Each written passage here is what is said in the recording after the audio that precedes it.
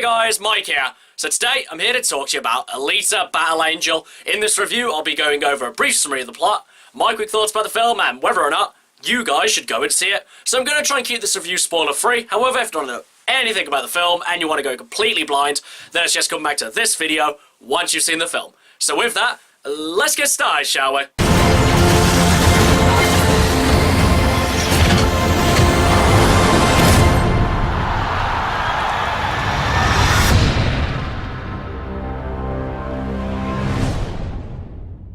So Alita Battle Angel stars Rosa Salazar as Alita. You may remember her from Bird Box and from the Maze Runner franchise. In Alita Battle Angel, Dr. Dyson Edo, played by Christoph Waltz, is going around the scrapyard one day and he finds a torso of a cyborg girl. He brings her back to his workshop and fixes her up with a new body.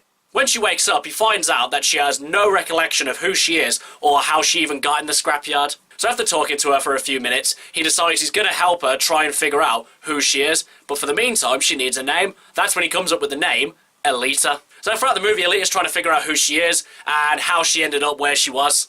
So before I get into the main part of the review, I have to say this little disclaimer.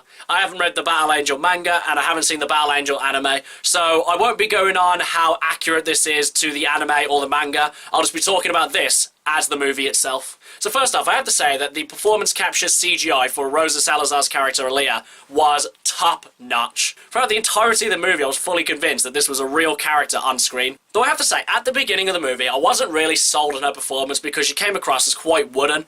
Though actually looking back on it, I really think that was probably more the fact of she didn't really know who she was. So she didn't know whether she was charismatic, she didn't know whether she was a sorrowful person. She was just kind of just running on fumes, more or less. So as she was kind of figuring herself out more, a lot more of her personality started to show.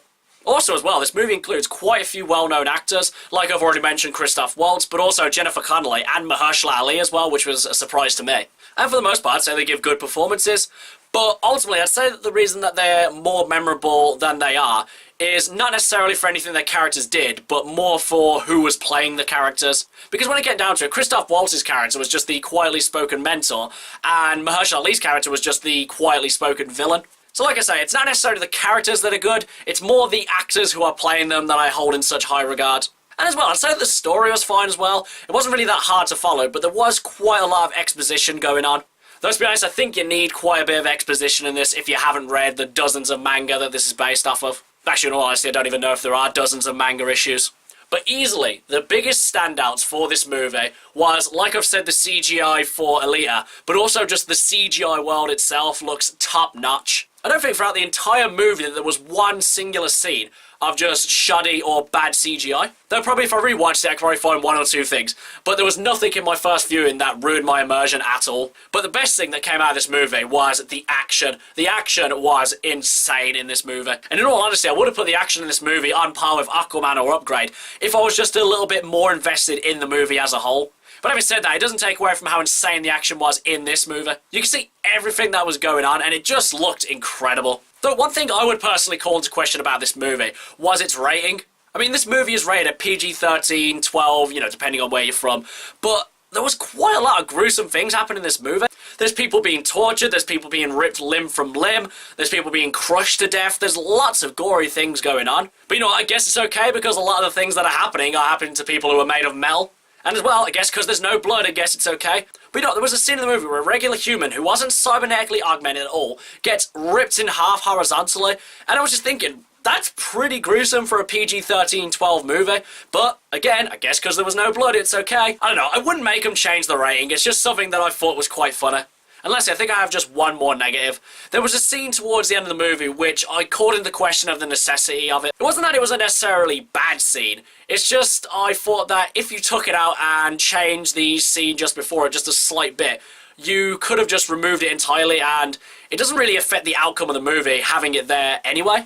Though having said that, I wouldn't say that the scene was terrible. I just felt that it stretched out this over 2 hour long movie a little bit more than it needed to. Overall guys, I thoroughly enjoyed this movie, definitely a lot more than I thought I would. The characters were definitely above average, though I think that mainly comes down to the casting. The CGI, the action, the settings were all phenomenal and looked really, really good. And like I said, I can't speak to the accuracy of this movie from the manga, anime, to the movie.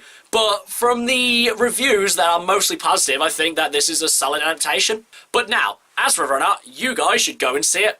I think even if, like me, you don't know the manga or the anime, I think, like me as well, you can thoroughly enjoy this movie. And as well, I think this is definitely a movie that you need to experience on a big screen, because this is definitely more of a visual feast than it is really a thinking piece. And for that reason, I'd say definitely go see this movie in the cinema, or even when it comes on Netflix and DVD, I'd say watch it then as well. Okay guys, that's my review for Alita Battle Angel. If you've seen it, what did you think about it? And what's your favourite anime/manga adaptation? Whatever it is, drop it in the comments below, and until next time, I've been Michael.